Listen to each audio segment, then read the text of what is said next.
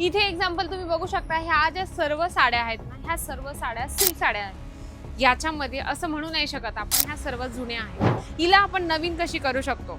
याची तुम्ही packaging change करू शकता। याची जी फोल्डिंग आहे, आता तुम्ही बघत आहात ही फोल्ड आहे ना, ही फोल्ड आपण चेंज करू शकतो आणि तिच्यामध्ये आता बघा डिझाईन पॅटर्न चेंज होत असतात, पण मिळत्या जुळत्या आपल्याकडे अशा डिझाईन जर असतील तर त्याचा तुम्ही नवीन काहीतरी स्टॉक असाच भरलेला पडलेला असं आपण म्हणतो की डेड स्टॉक पडलेला आहे, तर त्याला सेल करण्याचे ह्या 2-3 स्ट्रिक्ट आहेत, त्या तुम्ही तुमच्या याच पद्धतीने सर्व सॅम्पल्स तुम्ही तुमच्या दुकानात ठेवू शकता। म्हणजे की रँडमली जेव्हा कस्टमर येतात तर कस्टमरांची पहिली स्टॉक अपडेट कसा करायचा।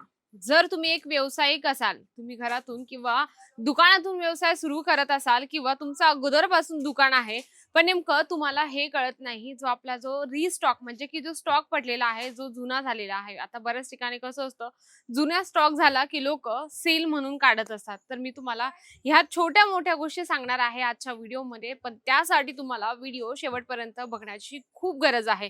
इथे एक्झाम्पल तुम्ही बघू शकता, ह्या ज्या सर्व साड्या आहेत ना, ह्या सर्व साड्या सिल्क साड्या आहेत। याच्यामध्ये असं म्हणू नाही शकत आपण ह्या सर्व जुन्या आहेत, नाही। कारण की आपल्याला व्यवसाय जर करायचा असेल तर आपल्याला जो जुना माल आहे त्याला नवीन कसं करायचं ते मी तुम्हाला सांगणार आहे। आता एवढा सर्व माल आहे, तुम्ही पण विचार करत असाल एवढा सर्व माल डेली विकत जात असेल का? विकला जात असेल का? ग्राहक येत असतील का? कारण की बघा आपण जेव्हा व्यवसाय सुरू करतो ना, तेव्हा ह्या 2-4 प्रश्नांचं आपल्याला नक्की उत्तर शोधणं खूप कठीण जातं। तर मी तुम्हाला सांगणार आहे की आजच्या व्हिडिओमध्ये तुम्ही जो स्टॉक आहे कसा मेंटेन करू शकता किंवा तुमचा डेड स्टॉक झालेला आहे त्याला तुम्ही कसं काढू शकता, ग्राहकांपर्यंत कसं पोहोचू शकता ते आपण बघूया। पहिले तर म्हणजे मी तुम्हाला हे कलेक्शन दाखवत आहे, ज्याच्यामध्ये तुम्ही बघू शकता प्लेन वाला कॉन्सेप्ट आहे, खूप सुंदर आहे, ज्याच्यावर फक्त लेसचं कॉम्बिनेशन आहे। आता तुम्ही हिला या साडीला बघितल्यानंतर म्हणणार की अरे मॅडम ही तर खूप जुनी फॅशन आहे। नाही, हिला आपण नवीन कशी करू शकतो? याची तुम्ही पॅकेजिंग चेंज करू शकता। याची जी फोल्डिंग आहे, आता तुम्ही बघत आहात ही फोल्ड आहे ना, ही फोल्ड आपण चेंज करू शकतो आणि तिच्यामध्ये जी पॉलिथिन आहे, जी पॅकेजिंग आहे, आता समजा जर ही पॉलिथिनमध्ये असेल तर तिला तुम्ही बॉक्स पॅकेजिंग करू शकता। सुंदरसं कॅटलॉग बनवून तुम्ही त्याला छान इम्प्रेशन देऊन तुमच्या कस्टमरांना सेल करू शकता। कारण की कसं असतं, बऱ्याच व्यापाऱ्यांना खूप टेन्शन असतं, यार खूप मोठा जास्त स्टॉक पडलेला आहे, त्याला विकायचं कसं? तर पहिली ट्रिक तुम्ही ही यूज करू शकता। त्याच्यानंतर मी तुम्हाला अजून एक गोष्ट सांगणार आहे।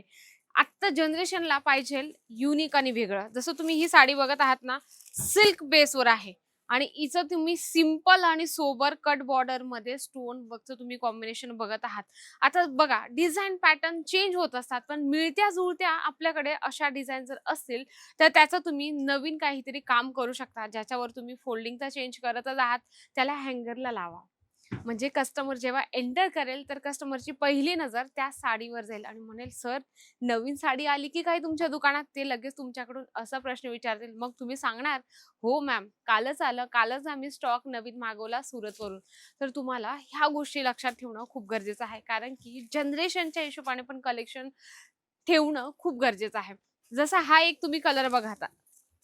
खूप सुंदर म्हणजे की वांगी कलर आपण म्हणू शकतो आणि कसं आहे ना, महिलांना लाल, पिवळे हे एकदम कॉमन कलर झालेला आहे। तर या कलरकडे सुद्धा तुम्हाला लक्ष देणं गरजेचं आहे। आता भले तुमच्याकडे बऱ्याचशा लाल, पिवळा कलर कॉम्बिनेशनमध्ये साड्या पडल्या असतील किंवा तुम्हाला वाटत असेल की त्याला विकायचं कसं, तर तुम्ही सेल लावा।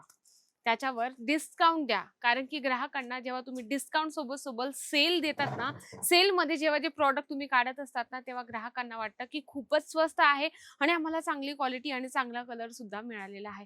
कारण ह्या 2 ती 3 गोष्टी तुम्ही व्यवसायामध्ये लक्षात ठेवा। जेव्हा तुमचा स्टॉक असाच भरलेला पडलेला असं आपण म्हणतो की डेड स्टॉक पडलेला आहे, तर त्याला सेल करण्याच्या ह्या 2-3 स्ट्रिक्ट आहेत, त्या तुम्ही तुमच्या व्यवसायात नक्की आणा आणि तुमचा व्यवसाय वाढवा। कारण की बऱ्याच लोकांना व्यवसायामध्ये ह्या गोष्टी कळत नाही। भले ते आपलं जे प्रॉडक्ट आहे, जो माल आहे पूर्ण भरून ठेवत असतात। इथे कसं आहे अपडेट करणं खूप गरजेचं आहे। आता डेली हे जे हँगर आहेत ना, डेली हँगर या ठिकाणी चेंज होत असतात। तर तुम्ही तुमच्या दुकानात हँगर केलेले जे प्रॉडक्ट आहे ते डेली तुम्ही चेंज करत राहा। नवीन त्याच्यामध्ये टाका आणि नवीन तिथे हँगिंगला लावा आणि त्यानंतर तुम्ही पॉलिथिन सुद्धा चेंज करत राहायच्या। म्हणजे 15 दिवस, 20 दिवसानंतर कारण की जी धूळ वगैरे बसलेली असते ती लगेच कस्टमरांच्या लवकर लक्षात येत असते। इथे सॅम्पल्स तुम्ही बघू शकता। या ठिकाणी पाउच पॅकिंग ठेवलेलं आहे। या ठिकाणी जे आहे बॉक्स पॅकेजिंग आहे। याच पद्धतीने सर्व सॅम्पल्स तुम्ही तुमच्या दुकानात ठेवू शकता. म्हणजे की रँडमली जेव्हा कस्टमर येतात, तर कस्टमरांची पहिली नजर समोरच जात असते. तर समोर नजर गेल्यानंतर लगेच ग्राहकांच्या मनात प्रश्न असतो, "हा नवीन स्टॉक आलेला आहे का?" लगेच तुम्ही म्हटलं पाहिजे, "हो, जस्टच आत्ताच पार्सल आम्ही ओपन केलेलं आहे."